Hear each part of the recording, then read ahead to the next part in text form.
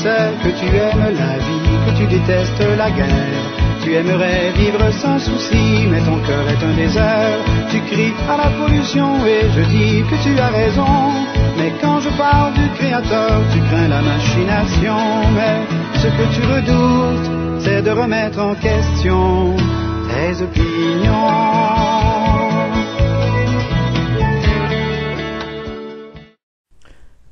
Bonjour, j'aimerais aujourd'hui vous entretenir sur le thème de l'athéisme versus la Bible.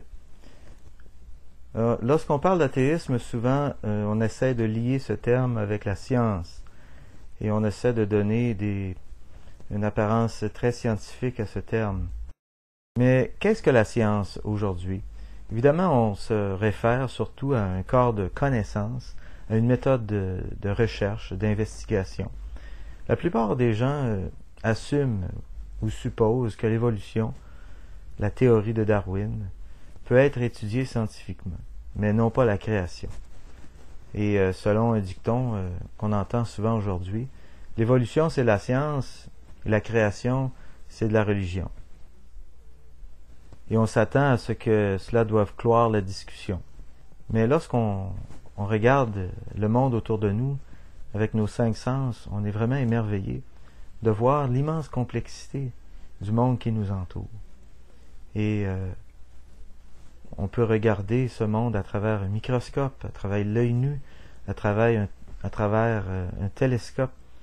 Et on est toujours émerveillé de voir cette complexité, de voir cet ordre qui est évident autour de nous.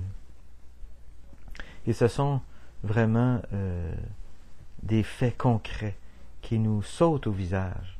Ce sont des preuves vraiment irréfutables qui sont devant nous et qui exigent un verdict et qui pointent évidemment à un créateur. Lorsqu'on parle de l'origine de l'univers et de la vie sur la Terre, on peut soit essayer de tout expliquer cette origine par des causes naturelles ou naturalistes, excluant toute intervention surnaturelle, ou évidemment, on doit se rendre à l'évidence qu'il y a un créateur, qu'il y a un être suprême qui est intervenu dans l'origine de l'univers et de la vie sur la terre. Et à ce propos, le premier verset de la Bible nous dit « Au commencement, Dieu créa les cieux et la terre ». Et on voit donc que dans ce verset, il y a le commencement, donc le temps, que Dieu créa les cieux, on voit l'espace, et la terre, on voit la matière. On a un univers tridimensionnel dans lequel nous nous mouvons, dans lequel nous vivons. Et puis la Bible, évidemment, attribue cette origine à le Créateur, à Dieu. Et les évolutionnistes, les athées, essayent d'attribuer une cause naturelle, surnaturelle à l'origine de l'univers, soit par le Big Bang qui contredit les sciences, les lois de la physique, de la thermodynamique. On ne rentrera pas en détail là-dessus. Et aussi l'origine de la vie sur la Terre qui ne sont pas capables d'expliquer vraiment sans l'intervention d'un créateur. Et s'ils essaient de le faire, leur raisonnement ne fait que les fourvoyer de plus en plus. On parle de la Bible aussi dans la Genèse nous parle de l'origine des plantes, l'origine des espèces. Et le verset 11 de Genèse chapitre 1 nous dit « Et Dieu dit, que la terre produise de la verdure, de l'herbe portant de la semence, des arbres fruitiers, donnant du fruit selon leur espèce, et ayant en eux leur semence sur la terre. Et cela fut ainsi. » Alors évidemment, aussi, oui, le verset 25 que je vais lire pour faire suite. « Dieu fit les animaux de la terre selon leur espèce, le bétail selon son espèce, et tous les reptiles de la terre selon leur espèce. Et Dieu vit que cela était bon. » Alors, évidemment, c'est ce qu'on observe aujourd'hui. Et on voit que les plantes et les animaux se reproduisent selon leur espèce. Les les évolutionnistes disent que on observe, ou que l'évolution c'est du changement. Et ils se basent là-dessus, sur les changements mineurs qu'on observe chez les animaux, les plantes, les êtres humains. Mais lorsque le darwinisme nous dit que ces changements mineurs au cours de millions d'années ont produit de nouvelles espèces, eh bien, on vient de sortir du domaine de l'observation et de la science au domaine de la science-fiction, parce qu'il n'y a personne qui a observé ça. Oui, on observe des changements mineurs dans les espèces, il n'y a personne qui contredit ça, mais jamais qu'on a observé que ces changements mineurs-là produisent une nouvelle espèce qui exigerait une nouvelle information génétique que la sélection naturelle, les mutations et l'adaptation à l'environnement ne produisent pas.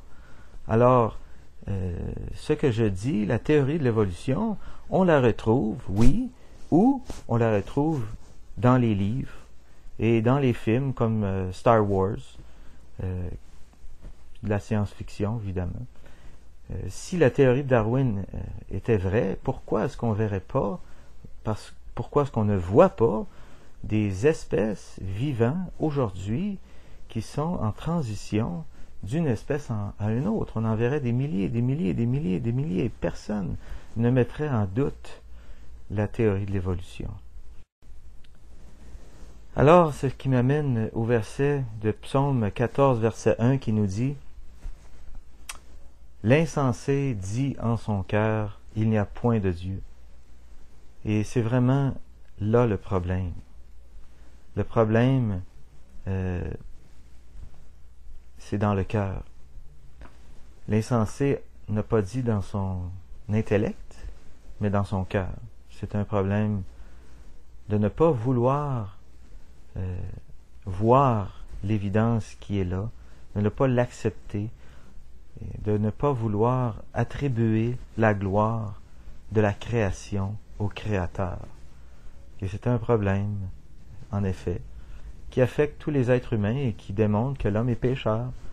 Et c'est comme la Bible dit, depuis la Genèse, le péché est entré dans le monde par la désobéissance d'Adam et Ève, et par cela, la mort est entrée dans le monde.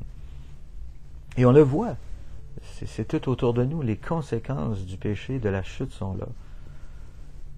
Et ça a commencé, évidemment, dans le cœur. C'est une question de volonté, de ne pas vouloir se soumettre à la volonté de Dieu.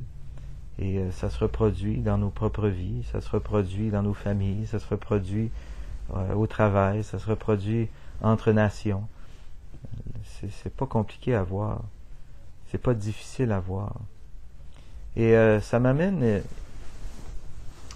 à l'autre point que j'aimerais aborder, que l'athéisme est vraiment injustifiable.